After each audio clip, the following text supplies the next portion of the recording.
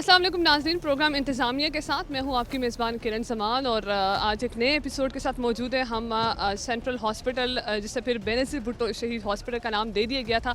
यहाँ के मरीज़ और लवाहकीन के वैसे तो बहुत से मसाइल है जो कि हमेशा हमें सुनने में मिलते हैं, लेकिन आज हम खुद यहाँ मौजूद हैं और देखेंगे कि ग्राउंड पर यहाँ पर क्या क्या फैसिलिटीज़ जो हैं वो इमरजेंसी में मरीज़ों के लिए दी जाती हैं और किस तरीके से इलाज होता है। तमाम तरह अपडेट से आपको सूरत हाल से आपको अपडेट करेंगे आज के प्रोग्राम में। तो चलिए चल के देखते हैं अंदर जाके।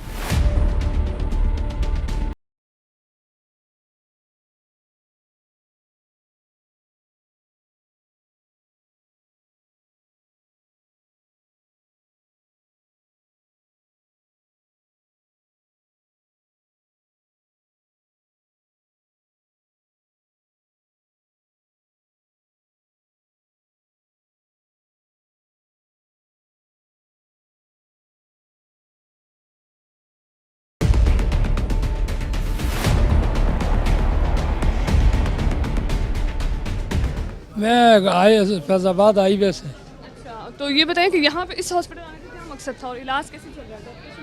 यहाँ मुझे तकलीफ़ थी, तकरीबन यहाँ रसौली है ये, और इसलिए मैंने ये टेस्ट वगैरह कराया, दवाई लिखी हैं, उन्होंने कहा ये बाहर की, ना अल्ट्रासाउंड हुआ ना कुछ। दवाइयाँ आपको अंदर से नहीं मिली? जी दवाइयाँ अंदर हॉस्पिटल? नहीं, कुछ भी नहीं मिला, पर्ची ये उठाई फिर रहे ये कहते बाहर से मिलेंगी, तो अल्ट्रासाउंड भी कुछ चीज़ भी नहीं लिखा बस। बिल्कुल, आपने देखा कि मरीज़ जो है वो काफ़ी सीरियस क्रिटिकल सिचुएशन में भी दवाइयाँ उनको बाहर से लेनी पड़ रही है। ये हमारे साथ एक और मेरा ख्याल है आप किसी पेशेंट के साथ? जी, ये बच्ची है छोटी, इसका सर का एक्सरे करवाया था सुबह, तो कह रहे थे पहले घंटे तक रिपोर्ट मिल जाएगी, तो अभी घंटे बाद आए तो कह रहे हैं अभी सुबह मिलेगी रिपोर्ट। तो अभी इसके बच्ची का सर का स्वेलिंग हुई है तो चेक कराना था, रिपोर्ट डॉक्टर मांग रहे हैं, तो अभी तक रिपोर्ट अभी कह रहे हैं सुबह मिलेगी। जी बिल्कुल, देखा आपने कि रिपोर्ट्स भी काफ़ी लेट मिल रही हैं, डॉक्टर्स की तरफ से कुछ कहा जाता है, फिर बाद में जो टेस्ट किए जाते हैं वो भी लेट होते हैं। ये हमारे साथ एक और पेशेंट मौजूद है, आप बताइएगा मुझे। ये नहीं असनमदाल से इतने दूर से, तो वहाँ पे मुझे बहुत दर्द, उन्होंने मुझे यहाँ पे भेजा है कि वहाँ पे असनमदाल से। तो इतनी दूर से आने की क्या वजह है? वहाँ पे हॉस्पिटल नहीं, वहाँ पे हॉस्पिटल है लेकिन दवाइयाँ अवेलेबल नहीं हैं, और वहाँ पे कुछ इस तरह बढ़ यहाँ पे आपको दवाइयाँ अवेलेबल हैं? नहीं, कुछ भी नहीं देखे, कह रहे हैं बाहर से।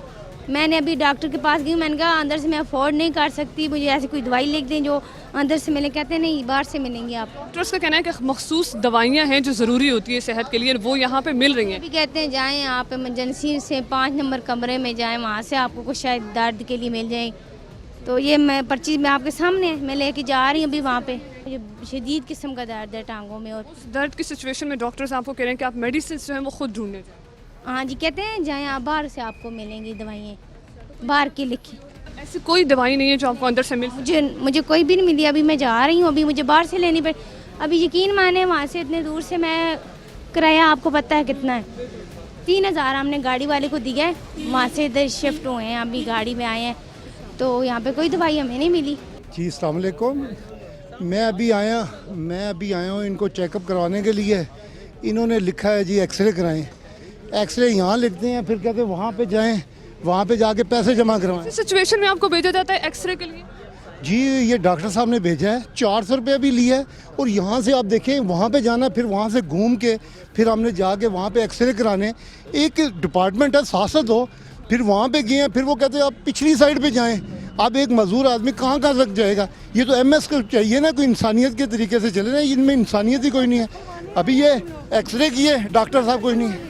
11 बजे के हम लोग आए हुए हैं और एक्सरा का ये प्लस्तर खलवाना था, ठीक है, और इन्होंने एक्सरा करवाने में 3 घंटे लगवा दिए। पहले उधर जाएं, पर्ची टोकन अगर लगना है तो डॉक्टरों को कह देना चाहिए कि फलां जगह टोकन लगना है। हमें लाइन में पौना घंटा में लाइन में लगी रही हूँ मरीजों के साथ। हाँ, मेरे हस्बैंड है ना, तो मैं पौना घंटा लाइन में लगी रही हूँ। जब बारी आई है तो कहते हैं टोकन लगवा के लाए, फिर टोकन लगवाए, आप अंदर गए हैं तो कहते हैं एक्सरा आप कल लें आके। पेशेंट आपके साथ है, उसके लिए कोई फैसिलिटी, कोई व्हीलचेयर कुछ नहीं दिया? ये देखे, मैं प्लस्तर खलवाना था, आज महीना हो गया, हम 3री दफ़ा 4थी दफ़ा आए हैं इधर। ये हालात हैं और इस तरह से ये लोग करते हैं, इनको एहसास करना चाहिए। कहाँ से लोग आते हैं, और ये डॉक्टर हम लोगों के लिए, हम इनके लिए नहीं है। हमारे टैक्स से ये चल रहा है, और ये तो डॉक्टर मैडम यास्मीन को चाहिए ना आके देखे, और हमारे एमएस को चाहिए बाहर निकले। वो तो एसी वाले कमरे में बैठा हुआ है, उसे क्या पता कि यहाँ पे ओपीडी में क्या बिहेवियर है इन लोगों का, और इतना एक गंदा है बिहेवियर है। पूछे कोई पूछने कि ये देखे मेरे ये पसीने आ रहे हैं। ये सरकारी हॉस्पिटल में अगर 1200 रुपया हम लोग किराया लगा के आए हैं, और कल हमने फिर आना है ये प्लास्टर खिलाने के लिए। ये देखें, ये पर्ची 400 रुपये की, ये सरकारी हमारे टैक्स से चलने वाला हॉस्पिटल 400 रुपये हमसे वसूल कर रहा है और जलील भी कर रहा है। जिनकी सिफारिश है वो पर्ची के बगैर अंदर जा रहे हैं। मेरा नंबर 150 था, ये देखें 150 था, और मैंने वहाँ बैठ के 10 मरीज इसी तरह अंदर जाते देखे हैं। अभी मैंने इन्हें कहा कि दो बजे तक आप वेट करें, 2 बजे के बाद हम बात करते हैं, मगर ना डॉक्टर रहा ना हर बंदा गायब है, जाके बेशक देख लें। और इस हालत में मैं इन्हें उधर लेके जा रही हूँ। मैं खुद भी बीमार हूँ, घुटनों की मरीज हूँ, मैं खुद नहीं चल सकती। बहुत शुक्रिया, कुछ ना कुछ आप लोगों को करना चाहिए। ये बड़ी बड़ी दूर से लोग आते हैं, जो कुछ मैं अंदर 3 घंटों में देखा ही हूँ ना, खुदाई खौफी नहीं है, डर नहीं है। वैसे कहते हैं हम मुसलमान हैं, हम लोग काफिर हैं। दूसरा दिन इधर आ रहे हैं और अभी इन्होंने टेस्ट किया है, बच्ची दर्द से मर रही है, वो सामने है गाड़ी में, लेकिन ये बोल रहे हैं अभी आप जाएं 28 तारीख को आ जाएं। मर भी रही है तो 28 को हम क्या करेंगे? अच्छा, ये तो कह रहे हैं कि यहाँ पे इमरजेंसी के लिए मखसूस लिस्ट मेडिसिन की बनाई गई जो दी जाए। कोई नहीं, हम सब हॉस्पिटल के अंदर अस्पताल के अंदर से कोई मेडिसिन नहीं दिया? हमारे को तो कुछ भी नहीं दिया है, खाली टेस्ट ही किए हैं। वो भी सफर से करा के हमने टेस्ट कराए हैं बड़े डॉक्टरों के साथ कि यार मेहरबानी करो। जी, डॉक्टर जो है वो नहीं सुन रहे, मतलब कुछ भी नहीं सुन रहे हैं, ये बोल रहे हैं ठीक है ले जाओ। ये नाज़रीन आपने देखा, वाली से आए हैं इधर इलाज के लिए, टेस्ट करवाएं, ये करवाएं, वो करवाएं। आगे होता था यानी कि अंदर से टेस्ट होते थे, 1600-1700 रुपये टेस्टों के ले लिए। 2 दिन बाद आकर रिपोर्ट लेके जाएं। यहाँ जो हमारा कोई ना हो तो हम रिपोर्ट लेने, तो डॉक्टर जो उनका रवैया कैसा है? रवैया इतना बुरा है कि बदतमीजी से वो बोलते हैं। हाँ, अल्ताफ़ नाम है, अल्ताफ़, डॉक्टर अल्ताफ़, मैदे जिगर का। वो बात ही नहीं करने देता पेशेंट को कि भैया क्या मसला है क्या नहीं, बस चुप करके उसके आगे कागज़ रख दें और उसके इलाज। मरीजों की सुनी जाती कि वो नहीं, वो क्या उसको परेशानी और किस दर्द में आया है कोई वो नहीं है। डॉक्टर पढ़ लिख कर बनते हैं ना, तो इनका रवैया अखलाक जो मरीज़ के साथ होना चाहिए वो इनमें बिल्कुल नहीं है। हाँ, अपने अब ये देखें आप, पर्चियाँ मैडम, ये पर्चियाँ आप देख लें, ठीक है, जैसे टेस्टों की हैं, ये मरीज मर रहा है इसके ना, ये हाँ, ये सब की एक्सरा, ये देखें, कह रहे हैं अभी टेस्ट करवाएं, ये करें। हाँ, अभी तक बंद मरीज चेक नहीं हो रहा, लेकिन मसला क्या है, टेस्टों का मसला है। यहाँ की टांग टूट गया है तो ये लोग कहते हैं जाओ किसी और अस्पताल से इलाज करो, हमारे पास पैसे नहीं थे, तो ये इतनी बातें की हैं। हमने बाहर से इलाज कराया है और ऑपरेशन हुआ तो ऑपरेशन के भी इन लोगों ने पैसे लिए हैं, कहते हैं पैसे दो तो तब इलाज होगा। ये मतलब पहले पैसों की डिमांड थी हाँ पेशेंट से, तो ये बात बिल्कुल नहीं सुनते। तो अब मेरा मियाँ सही चल ही नहीं सकता है। एक वो कम्प्लेक्स गए, उनने ऑपरेशन किया, इनने भेज दिया इधर से। कितनी बिल्कुल नाज़रीन, आप देख रहे हैं कि कोई एक पेशेंट भी यहाँ पे हमें मुतमईन नहीं दिखाई दे रहा, और सबको यही मसला है। ज़्यादा जो मसला है वो डॉक्टर्स के रवैये से है कि उनका जो बिहेवियर है वो पहले तो पैसों की डिमांड करते हैं, सख्त दर्द की सिचुएशन में वो अपने पेशेंट्स को यहाँ से लेके जाते हैं। बाकी भी हमारे साथ कुछ लवाहकीन मौजूद है, आप बताइएगा। वालेकुम सलाम, बताइएगा कि मुतमईन है डॉक्टर्स का रवैया हमें सुनने में आ रहा है कि मुझे तो सैलरी का, हम इधर के वर्कर हैं और सैलरी ये लोग नहीं देते। 14,000 सैलरी देते हैं और वो भी हमें 10,000 या 11,000 काट लेते हैं। यानी कि अपने यहाँ के अपने वर्कर किस चीज़ की कटिंग होती है? मतलब वैसे काटते हैं कि भाई ये इनकी काटो ये सैलरी, ये ठेकेदार का निज़ाम है, ये खाते हैं। काम आपसे पूरा लिया जाता है? काम पूरा लेते हैं, लेकिन हम लोग ये है कि भाई काम रेगुलर हमारी वो लगी होती है। एब्सेंट भी ये एब्सेंट लगा देते हैं, प्रेजेंट लगाते ही नहीं है। ये अपनी मर्जी से अटेंडेंस लेते हैं? हाँ जी, ये मतलब हम लोग महीना पूरा आते हैं, एक छुट्टी नहीं है। हाँ जी, तो सैलरी काटते हैं, लेकिन हम लोग आते रेगुलर हैं। अच्छा, ये बताइए कि आपके लिए जो यहाँ का इलाज मुआवजा मेडिसिन है वो आपके लिए फ्री है वहाँ? नहीं जी, यहाँ के अपने वर्कर्स होने के बावजूद भी काम इनसे पूरा लिया जाता है, लेकिन सैलरीज इनको टाइमली दी नहीं जाती। क्या कहना चाहेंगे यहाँ के इंतजामिया का, क्या कहेंगे? हाँ देखिए, एक छुट्टी का 700 काटते हैं। नहीं, मेडिसिन आपको मिलती है फ्री, क्योंकि हॉस्पिटल ऑब्वियसली फ्री है। यहाँ पे कहा जाता है कि दवाइयाँ वगैरह फ्री दी जाती है, इलाज फ्री, तो आपका अपना फैमिली का इलाज हाँ जी, वो तो कहते हैं पर्ची बनवाएं, फिर और एक पेनाडोल है वो भी नहीं मिलती है। बिल्कुल नाज़रीन, देखा हमने कि किस किस्म के जो यहाँ पे इलाज मुआवजे हो रहे होते हैं, कितने सीरियस यहाँ पे मसले होते हैं, इतने सीरियस मरीज़ होते हैं, लेकिन वो भी क्या है कि खुद ही जाते हैं, एक जगह से उनको दूसरी जगह टेस्ट करने के लिए भिजवा दिया जाता है और फिर भी उसके बावजूद भी उनके काम जो वो नहीं हो पाते। अब आप अपने पास ये देखें 1660 के टेस्ट हो रहे हैं। इन्होंने इधर से तरीक लेट दिया, मैंने होली फैमिली से कराए, ठीक है।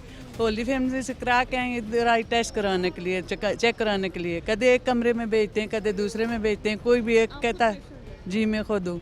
तो अभी भी टेस्ट लिख के दिए तो वो कहते हैं इधर तो बंद हो गई है, तो आप होली फैमिली चले जाओ। होली फैमिली वाले कर देते हैं, ये नहीं बात, कुछ जानने वाला बंदा है भी, लेकिन होली फैमिली में कर देते हैं। यहाँ पे डॉक्टर्स का रवैया वगैरह कोई भी नहीं सही। अभी मैंने उसको बोला, मैंने कहा बेटा इधर लिख दो कि ये दवाइयाँ इधर से मिलेंगी या बाहर से मिलेंगी, तो वो कहती कि अंदर से 2 दफ़ा मैं गई हैं दवाइयों वाले के पास, वो कहता है नहीं आंटी बाहर से मिलेंगी जी, इधर से नहीं मिलेगी। तो मैं आ गई हूँ, खैर है वो तो मजबूरी है हमारी, कोई ना बीमारी बताते हैं, टेस्ट पे टेस्ट लिखे दे के जा रहे हैं। 3-4 दिन हुए मेरा भतीजा इधर फौत हुआ, कोई इलाज उन्होंने नहीं किया।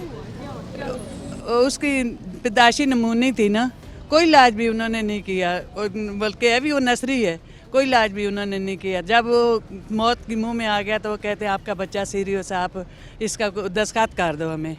हमने दस्तखत करके दे दिया कि मरने वाला है, तो क्या करें हम लोग। इतने जो है सब लोग, ना नर्सरी वाले देख रहे हैं बच्चों को, ना इधर वाले, कोई भी नहीं देख रहा। नर्सरी वाले सिर्फ बेगम हो जाते हैं, अपने अपने मोबाइलों के साथ लगे रहते हैं, उनको की कोई परवाह नहीं होती। तो हम तो अल्लाह के भरोसे पे, उनके भरोसे पे छोड़ देते हैं ना, ये बात होती है। अच्छा नाज़रीन, आपने देखा कि पेशेंट्स का कहना है कि डॉक्टर्स का रवैया है वो इंतहाई बुरा है मरीज़ों के साथ। मोबाइलों में नर्सेस लगी हुई होती हैं, पेशेंट्स का ये कहना है। मज़ीद जो है आपको पेशेंट्स दिखाएंगे, उनकी शिकायत आपको सुनवाएंगे, लेकिन यहाँ वक्त हो जाता है एक छोटी सी ब्रेक का, हमारे साथ रहिएगा।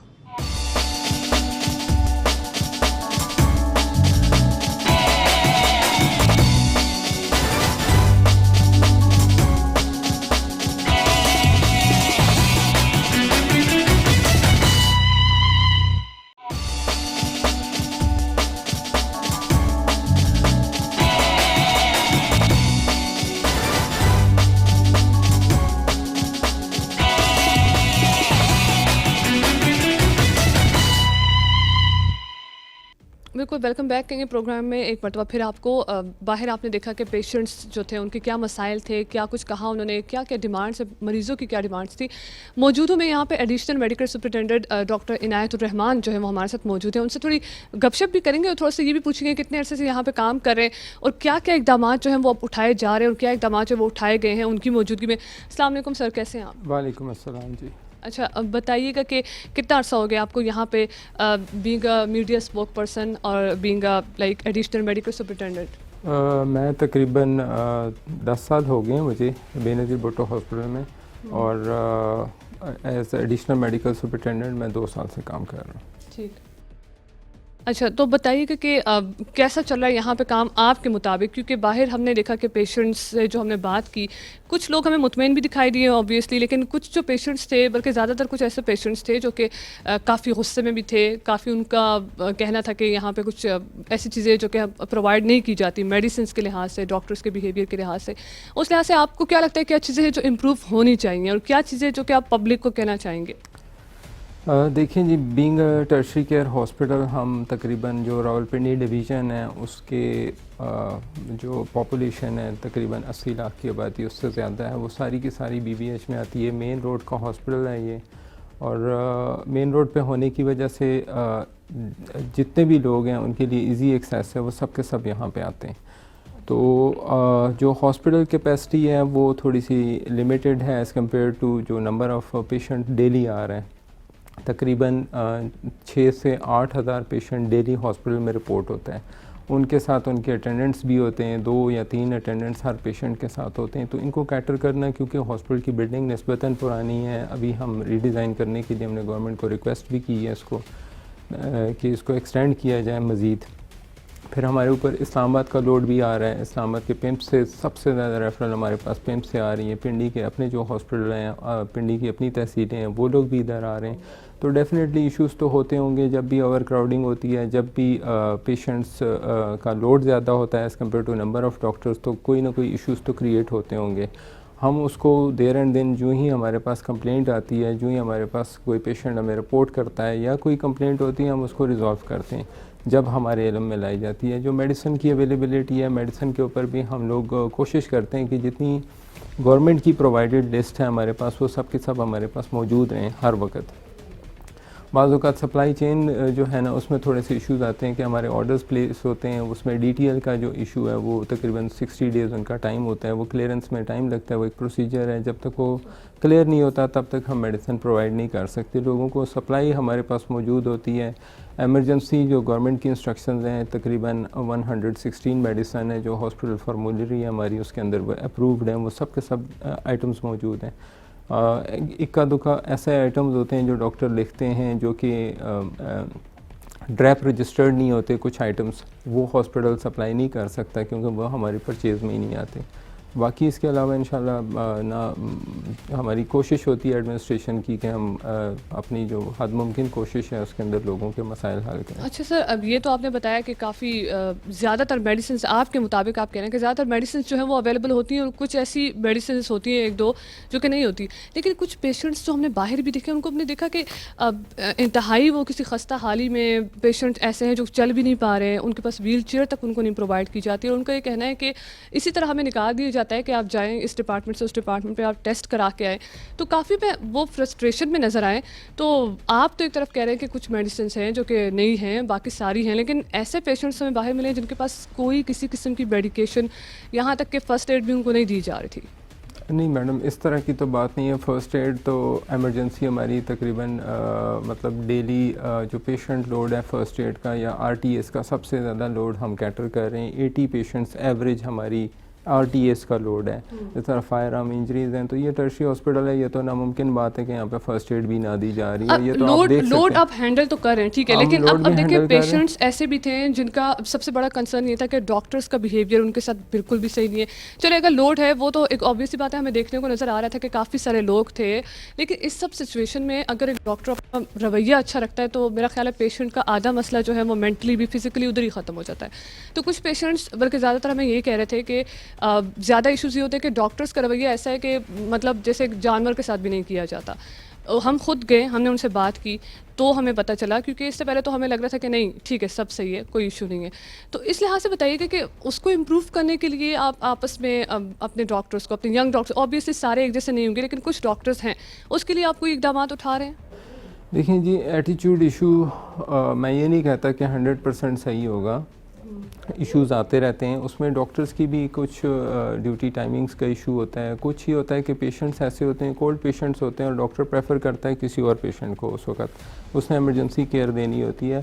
पेशेंट क्वैक से हो के आता है हमारे पास, 2-2, 3-3 महीने वो क्वैक के पास या मज़ारों पे जाके वो अपना ट्रीटमेंट करके आता है। वो पेशेंट जब हॉस्पिटल में डॉक्टर के पास आता है और वो कहता है जी मुझे आप प्रायोरिटी पे ट्रीट करें, डॉक्टर साहब उसको कहते हैं कि यार आप वेट करें, आपका मसला पुराना है, ठीक है। और वो जो फ्रेश एक्यूट प्रॉब्लम के साथ पेशेंट आया होता है वो उसको प्रेफर करना चाह रहा होता है, वहाँ पे थोड़े से हो जाते हैं। हमारे पास जो ही कोई पेशेंट इस किस्म की कंप्लेंट लेके आता है हम उसको एट प्रायोरिटी उसको रिज़ॉल्व करने की कोशिश करते हैं अपनी तरफ से। और अगर कोई इस तरह अभी तक हमारे पास ऐसा कोई मतलब हार्डली इक्का दुक्का केसेस रिपोर्ट हुए हैं जिसमें जेन्युइनली डॉक्टर का कोई फॉल्ट मिला है तो हमने उसके ऊपर एक्शन लिया है। लेकिन ये वजह तो नहीं हो सकती कि पेशेंट जो है वो आप तक पहुंच ही नहीं पाता या उसको नीचे लेवल पे हैंडल कर लिया जाता है या उनको उधर से वापस भिजवा दिया जाता है, क्योंकि कुछ पेशेंट्स हमें ऐसे भी मिले हैं वो कहते हैं कि हम हायर मैनेजमेंट तक तो पहुँच नहीं पाते, क्योंकि डॉक्टर्स ही हमें इतनी सख्ती से वार्निंग्स दे देते हैं, इन अ सेंस कि वो धमकी दे रहे होते हैं कि आप ये नहीं कर सकते, आप वो नहीं कर सकते,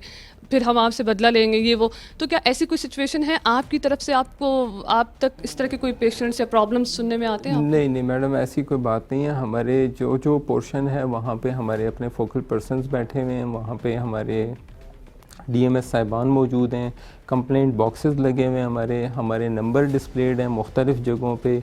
जिसको भी एक्सेस है मोबाइल से हमारे पास आ सकते हैं। फिर गवर्नमेंट के मल्टीपल कंप्लेंट नंबर्स चल रहे हैं उस और अगर पब्लिक आपके पास आती है या कोई एक्सेस है तो वो इजीली आप उनको मतलब मिल जाते हैं, उनसे बात हो जाती है, आप उनके प्रॉब्लम सॉल्व कर लेते हैं। मैं देखें अभी ऑफिस टाइमिंग ख़त्म हो रही है ऑलमोस्ट, लेकिन मेरी अपनी रूटीन टाइमिंग तकरीबन 7-8 तो मुझे रूटीन में बच जाते हैं। तो हम पब्लिक के लिए बैठे हुए हैं, पब्लिक की सर्विस पे बैठे हुए हैं। और ये तो वैसे भी मतलब खिदमत वाला शोबा है, इसमें मतलब इसका अजर अल्लाह ताला ही देगा। और हम अपने सारे कोलीग से यही रिक्वेस्ट कर रहे होते हैं। तो इसमें ऐसी कोई बात नहीं, हम पैसों के लिए काम नहीं करते, कोई भी डॉक्टर नहीं करता इस तरह के काम। अच्छा सर, एक और चीज़ हमें भी देखने को मिली बाहर, वो ये थी कि नंबर जो है वो दे दिए जाते हैं स्लिप पे पेशेंट्स को, और फिर पेशेंट का कहना है कि अंदर कोई भी मौजूद नहीं होता, लेकिन हम लाइन्स में बैठे हुए होते हैं, काफ़ी देर वेट करने के बाद जाके पता चलता है कि अंदर तो डॉक्टर नहीं है या वो टी ब्रेक पे गया हुआ है। और एक और इशू के वो कहते हैं कि कुछ पेशेंट्स का कहना है कि कुछ लोग जो उनसे बाद में आए होते हैं उनको पहले प्रायोरिटी दी जाती है। इस किस्म की कोई है आपके पास कोई प्रॉब्लम्स जिसको सॉल्व किया जा सके? मैडम इस किस्म की हमें कम से कम रिपोर्ट नहीं हुई। नंबर जो है हमारा सॉफ्टवेयर लगा हुआ है, सॉफ्टवेयर ख़ुद नंबर अलॉट करता है, उसमें कोई प्रायोरिटी नहीं आती कि मैं किसी को प्रेफर करूं। स्लिप के ऊपर जो ही पेशेंट रजिस्टर होता है नंबर उसका आ जाता है, और वो उसी टोकन नंबर के ऊपर जाके अपने अपने जो रूम्स अलॉट हुआ हुआ है वहाँ पे चेक करवा सकते हैं। अगर किसी एक जगह पे इस तरह का कोई एक इशू हुआ है तो उधर जो DMS साहब मौजूद थे उनको बता देते हैं। मेरे ख्याल में हमें अभी तक रिपोर्ट नहीं हुआ, और DMS साहब बैठे हुए हैं, आपके आने से 2 मिनट पहले मेरी उनसे बात भी हुई है, तो ऐसी कोई चीज़ हमें रिपोर्ट नहीं हुई। और ऐसा भी आपकी पॉइंट ऑफ व्यू से नहीं होता कि एक पेशेंट जो है वो बाद में आ जाए और उसको जो पहले से ऑलरेडी बैठा हुआ है उससे पहले उसको प्रायोरिटी दे दी जाए? देखें अगर वो आपस में 2 लोग कंप्रोमाइज़ करें हमें उस पर कोई एतराज़ नहीं है। हमने सॉफ्टवेयर के अंदर सिस्टम इसलिए नंबरिंग वाला लगाया हुआ है कि चीज़ें ट्रांसपेरेंट रहें। अगर किसी को कोई इशू है तो वो मतलब हमें रिपोर्ट करें। हमारी तरफ से ऐसा कोई नहीं है, हमारे लड़के इस चीज़ को कोशिश करते हैं कि मॉनिटर करें कि अगर 150 है तो 150 पहले जाए, 151 उसके बाद जाए। और ये ऑटोमेटिक है, इसके अंदर ह्यूमन का कोई वो नहीं है कि मुझे नंबर पहले मिलेगा आपको बाद में मिलेगा, ये उससे सॉफ्टवेयर ख़ुद अलॉट करता है रजिस्ट्रेशन के टाइम पे। अच्छा ठीक है, आपका कहना है कि डिजिटल सिस्टम होता है, लेकिन पेशेंट्स ऐसे मौजूद थे जिन्होंने हमें कहा है सबूत के साथ। अच्छा खैर सर, ये बताइएगा कि एक तो यहाँ के अपने एम्प्लॉयज़ हैं जिनका ये कहना है कि उनकी सैलरीज टाइमली नहीं दी जाती। इवन कुछ हमें क्रिश्चियन जो बाहर नज़र आए उनको कहना था कि क्रिसमस करीब है, कुछ ही दिन बाकी है, लेकिन वो कह रहे हैं कि ये सब देखते हुए भी हमें हमारे त्यौहार हैं वो मजहबी त्यौहार के लिए भी हमें कोई सैलरीज कोई बोनस दिए जाते हैं, बल्कि वो काफ़ी नाउमीद दिखाई दे रहे थे कि कटिंग्स जो है वो उनसे काफ़ी हो जाती है। देखें मुझे नहीं पता कि आप हॉस्पिटल के एम्प्लॉयज़ से मिलें या कॉन्ट्रैक्टर्स से मिलें, क्योंकि कुछ सर्विसेज हैं हमारी वो सोर्स्ड आउट हैं। उसमें जिस तरह जैनिटोरियल सर्विसेज हैं, सिक्योरिटी की सर्विस हैं, ये सोर्स्ड आउट हैं। इसमें जो कॉन्ट्रैक्टर होता है उसने अपने एम्प्लॉयज़ को सैलरी देनी होती है। जो हॉस्पिटल के एम्प्लॉयज़ हैं उनको गवर्नमेंट की जो पॉलिसी होती है उसके मुताबिक। कॉन्ट्रैक्टर जो होते हैं वो आपके अंडर आते हैं? कॉन्ट्रैक्टर्स के साथ तो हमारा कॉन्ट्रैक्ट होता है, हम उनको जब उनका बिल मंथली हमारे पास प्रोड्यूस होता है हम फिर उनको उसके मुताबिक पेमेंट करते हैं। ठीक है, तो कॉन्ट्रैक्टर ने जो अपने एम्प्लॉयज़ हैं वो ख़ुद हायर किए होते हैं, वो उनका हमें वो नहीं होता। हमारे पास सिर्फ लिस्ट आती है उन एम्प्लॉयज़ की और पुलिस वेरिफिकेशन आती है, क्योंकि हॉस्पिटल में और बहुत सारे मसाइल होते हैं। तो हमारे पास पुलिस वेरिफिकेशन के बाद एक लिस्ट आती है जिसको हम अपने अकाउंट्स डिपार्टमेंट को भेज देते हैं। बिल वो क्लेम करते हैं, फिर पेमेंट उन्होंने अपनी खुद करनी होती है। अच्छा, और कॉन्ट्रैक्टर्स वगैरह के लिए भी कोई अब वो उनका कहना था कि यहाँ पे वैसे हमने सुना है कि फ्री इलाज मुआवजा सारा मुफ्त होता है, लेकिन कॉन्ट्रैक्टर्स हैं चाहे वो एम्प्लॉयज़ हैं उनके लिए भी कोई मुफ्त अद्वियात या फिर कोई इस किस्म के मतलब बेनिफिट्स नहीं है? देखें मुफ्त अद्वियात तो गवर्नमेंट ऑफ पंजाब का अपना असूल है और उसके मुताबिक जो गवर्नमेंट की इंस्ट्रक्शंस हैं उसके मुताबिक हम मुफ्त ही इलाज दे रहे हैं। इसमें 2-3 लेकिन मेडिसिन भी आपको लगता नहीं है कि वो इलाज में ही आ रही है? मेडिसिन मैडम हमारे पास जितनी हॉस्पिटल फार्मूलरी होती है, जो कॉमन यूज़ की मेडिसिन होती है वो सब के सब अवेलेबल होती हैं। उसके बाद कोई स्पेशल मेडिसिन इस तरह आती हैं जिस तरह ICUs में आ गई, ऑपरेशन थिएटर्स में आ गई, वो हम LP हमारा सिस्टम चल रहा होता है जिसको लोकल परचेज़ बोलते हैं, वो हम ऑर्डर करते हैं और विद इन 2 to 3 आवर्स हमारे पास वो मेडिसिन, चाहे उसकी जो मर्जी कॉस्ट हो। जिस तरह IVIGs इंजेक्शन है, तकरीबन 28,000 का एक इंजेक्शन पड़ता है, हम वो भी ख़रीदते हैं। 4-4 लाख रुपए हमारे उसके ऊपर एक पेशेंट के ऊपर लग रहे होते हैं, हमें उसमें कोई प्रॉब्लम नहीं है। जो ही हमारे पास डिमांड जनरेट होती है क्रिटिकल एरियाज़ की, हम वो सप्लाई करवाते हैं। लेकिन कुछ चीज़ें ऐसी होती हैं जो ड्रैप रजिस्टर्ड नहीं होती। ड्रैप से जब तक रजिस्ट्रेशन ना हो तो हॉस्पिटल उसको परचेज़ नहीं कर सकता, वो हमारी लिमिटेशन है। फिर कुछ ऐसी चीज़ें जो मतलब आप देख लें, पाकिस्तान में कोई मोर देन 88,000 इंडस्ट्रीज़ काम कर रही हैं फार्मास्यूटिकल्स की, तो हर चीज़ हमारे पास, क्योंकि डॉक्टर्स लिखते हैं ब्रांड नेम से, वो हमारे लिए अवेलेबल करवाना मुश्किल होता है। हम कोशिश यही करते हैं कि जो कॉमन यूज़ है और जो प्रोफेसर या HODs हेड ऑफ़ डिपार्टमेंट उसके हमें रिकमेंडेशन देते हैं, वो हम अवेलेबल करवाते हैं और बल्क में होती है वो चीज़ हमारे पास। अच्छा, ठीक है। नाज़रीन, आपने सुनी हमारे साथ जो गुफ्तगू करे थे doctor Inayatur Rahman, additional medical superintendent मौजूद थे, और उनका ये कहना था कि मेडिसिन जो हैं वो अवेलेबल होती हैं इमरजेंसी में भी, लेकिन दूसरी तरफ हमने बाहर पेशेंट से भी आपकी मुलाकात करवाई, देखा कि उनके क्या क्या मसाइल थे। मौजूद थे हम आज बेनज़ीर भुट्टो शहीद हॉस्पिटल में, और देखा हमने कि नाम तो जो है वो रख दिए जाते हैं काफ़ी बड़े बड़े लोगों के इस पे हॉस्पिटल्स के, लेकिन फिर इलाज मुआवजा, फिर वहाँ की फैसिलिटीज़ उस तरीके से नहीं दी जाती। तो इस हवाले से जो हमारे साथ मीडिया स्पोक्स पर्सन भी मौजूद थे, उन्होंने बताया कि क्या क्या चीज़ें हैं जो कि इम्प्रूव होनी चाहिए और क्या इकदाम हैं जो वो अपनी तरफ से उठा रहे। तो प्रोग्राम इंतज़ामिया में फ़िल वक्त इतना ही। अपनी मेज़बान किरण समान को दीजिए इजाज़त। अल्लाह हाफिज़।